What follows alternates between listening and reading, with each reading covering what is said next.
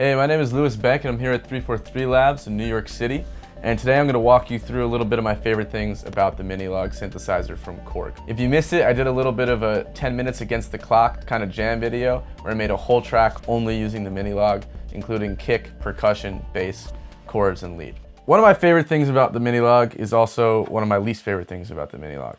The amplitude envelope is really precise, but the second that you roll back any sort of decay and sustain, if you want to make a tight sound, you lose a lot of body. So there's a very fine line in kind of getting the amplitude envelope balanced properly for getting a bass tone. So I'll give you kind of an example. Whereas if you take a look at the decay and sustain knobs right here, they're both pretty low. And especially with the Minilogue filter, the resonance knob tends to eat up a lot of the body pretty immediately, which is unfortunate because it sounds gorgeous when you add it. So you really have to have a long decay time. You hear how quickly you lose that body. And then you'll notice that the sustain drags a little bit. And if I take the resonance and turn it down right now, you hear I get a much rounder and fuller tone immediately. Now, if you're not using the triangle wave, which I have to say might be my favorite waveform on the Minilogue, it sounds absolutely gorgeous, especially if you're going to use it for like ambient music and such things. If you're going to use one of the other sound waves though, you really have to roll off the cutoff quite a bit.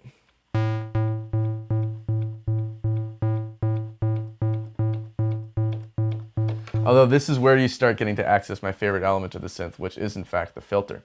So if you engage the envelope depth intensity, that's really where the secret to shaping the synth is. If you don't use that, the bass tones you get are very weak. So if you set your decay amount on the filter to be quite short, then you're able to get a little bit more of a punchy sort of bass tone.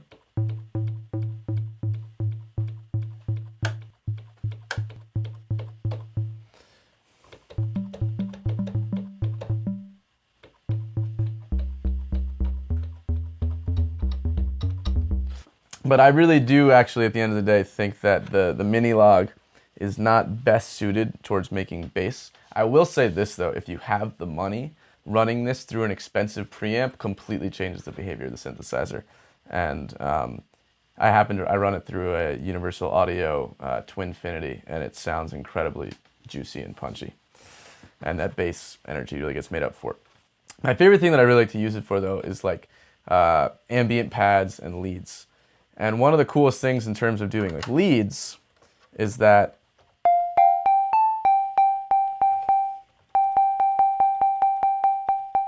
there's an onboard delay, which you can put pre-filter or post-filter. So if you put a pre-filter, right, that means the delays are going to be filtered.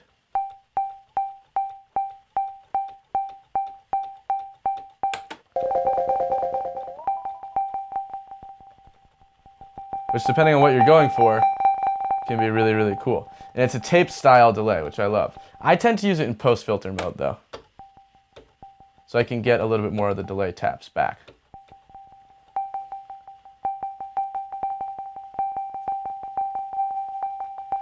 And I find that when the envelopes are at this like really tight setting,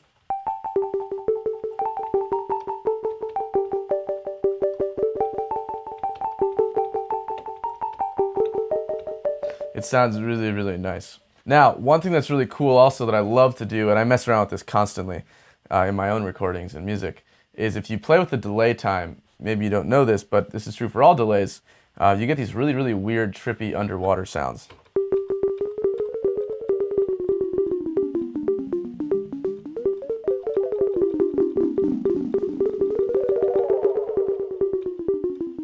So I love playing with that, especially if you play chords with that, or arpeggiated sequences. So if you put it into art mode,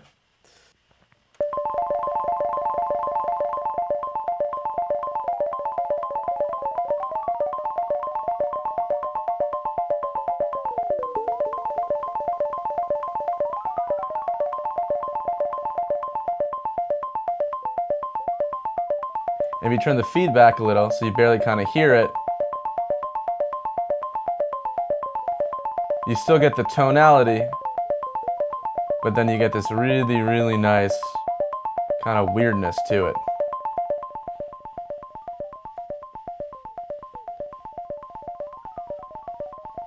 But also just keeping it static also sounds gorgeous. Now, one of my other favorite things about this is actually the LFO envelope is a little bit weird. I think, one thing that could make this even better would be if you could, latch the time onto the, the BPM of the project that you're working on. I think that might be an update in the XD, but I'm not actually positive. But the cutoff sounds especially good when you modulate it with the rate and intensity.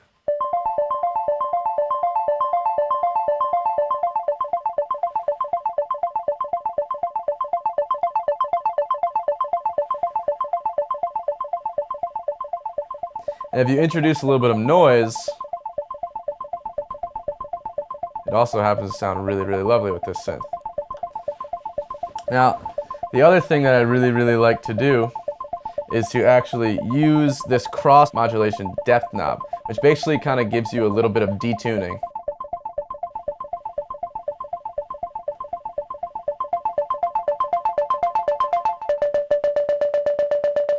Now, in order for it to work, you have to have both of your oscillators turned on.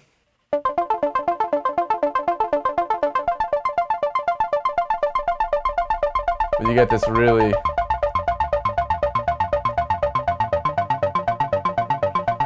intense modulation the higher you go. But at low values,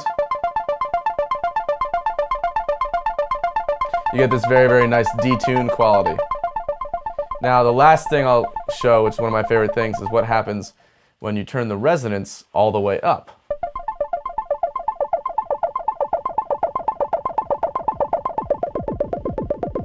I love this effect. Now, this isn't unique to this synth, right? Every synth can do this, but I find the way that the filter self-oscillates is really, really pleasing. And if you change it to 4-pole mode,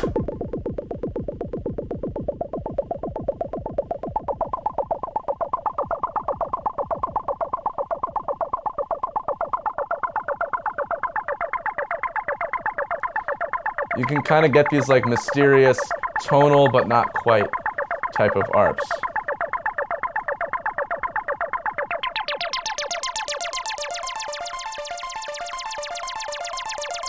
And really, when you open the cutoff all the way up is where you hear the difference between digital and analog. It doesn't get harsh or aggressive at all. It gets extremely smooth. That's actually a really, really lovely sound.